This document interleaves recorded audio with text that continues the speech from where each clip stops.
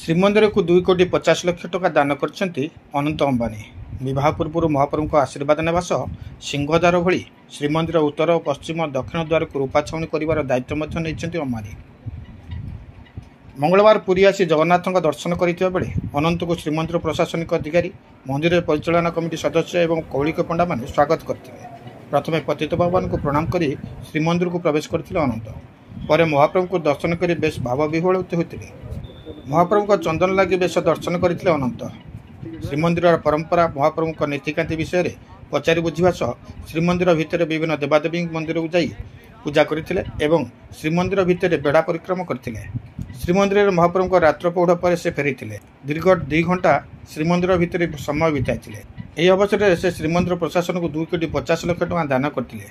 श्रीमंदिर उत्तर, पश्चिम और दक्षिण द्वार को रूपा छाउणी करने को सेवायत मैंने अनंत को जणाया पर तुरंत से यही कार्य करने कर्मचारी को निर्देश देते। तेज श्रीमंदिर प्रशासन पक्षर अनंत को महाप्रभु माल, महाप्रसाद, श्रीअंग लगी खटुआ उपहार भाव दिया। महाप्रभु को दर्शन पर अनंत अंबानी समस्त को रामनवमी शुभेच्छा जणाइथिले। तेज आगामी जुलाई में अनंत विवाह उत्सव रही। या पूर्व से भारतर प्रमुख मंदिर जाई आशीर्वाद नहीं। बहुत अच्छा दर्शन हुआ मेरा।